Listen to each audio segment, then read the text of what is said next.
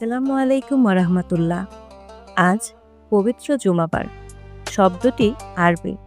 এর আবিধানিক অর্থ একত্রিত করা। এই দিবসকে ইসলাম পূর্বযুগে উরুবা বলা হতো।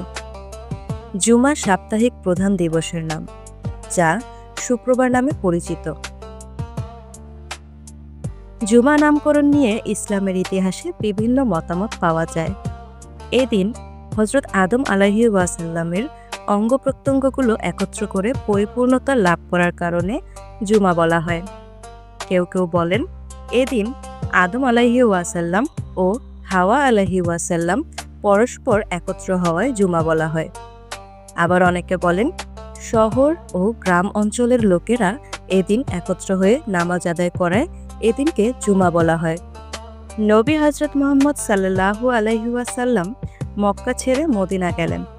পৌঁছানোর দিনটি ছিল ইয়াউমুল আরুবা, মানে শুক্রবার।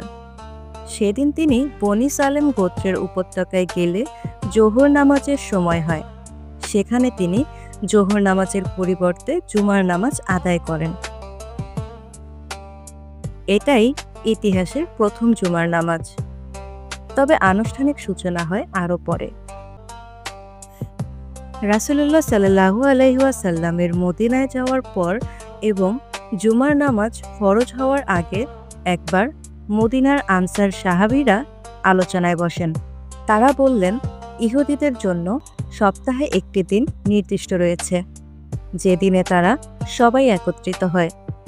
নাসারারাও সপ্তাহে একদিন একত্র হয়। সুতরাং আমাদের জন্য সপ্তাহে একটি দিন নির্দিষ্ট হওয়া প্রয়োজন, যে দিনে আমরা সবাই সমবেত হয়ে আল্লাহকে স্মরণ করব, নামাজ আদায় করব।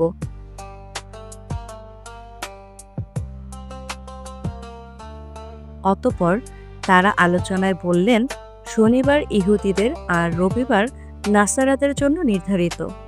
অবশেষে তারা ইয়াউমুল আরুবা বা শুক্রবারকে গ্রহণ করলেন এবং তারাই এদিনকে জুমার দিন নামকরণ করলেন। সূত্র সিরাতুল মুস্তাফা ও দারসে তিরমিজি। জুমার দিন ও জুমার নামাজের গুরুত্ব স্বয়ং আল্লাহ রাব্বুল আলামিনও কোরআনে তুলে ধরেছেন। জুমার নামাজ আদায়ের ব্যাপারে ইরশাদ করেন, হে মুমিনগণ, জুমার দিনে যখন নামাজের আজান দেওয়া হয়, তোমরা আল্লাহর স্মরণে দ্রুত চলো এবং বেচাকেনা বন্ধ করো।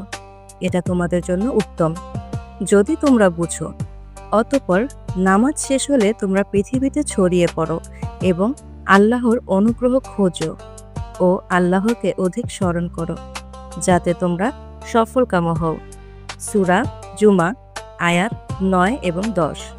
আনাস রাদিয়াল্লাহু তাআলা আনহু থেকে বর্ণিত, হযরত রাসূলুল্লাহ সাল্লাল্লাহু আলাইহি ওয়াসাল্লাম বলেছেন, তোমরা জুমার দিনে বেশি বেশি দুরূদ শরীফ পাঠ করো, কারণ জিবরাইল আলাইহিস সালাম এইমাত্র আল্লাহ তাআলার বাণী নিয়ে উপস্থিত হলেন। আল্লাহ তাআলা ইরশাদ করেন, পৃথিবীতে যখন কোনো মুসলমান আপনার উপর একবার দরুদ পাঠ করে, আমি তার উপর 10 বার রহমত নাজিল করি এবং আমার সব ফেরেশতা তার জন্য 10 বার ইস্তেগফার করে। যে ব্যক্তি জুমার দিন 80 বার দরুদ পড়ে, তার 80 বছরের গুনাহ মাফ করে দেওয়া হয়। আল্লাহ আমাদের জুমার দিনের আমলগুলো সঠিকভাবে আদায় করার তৌফিক দান করুন। আমিন।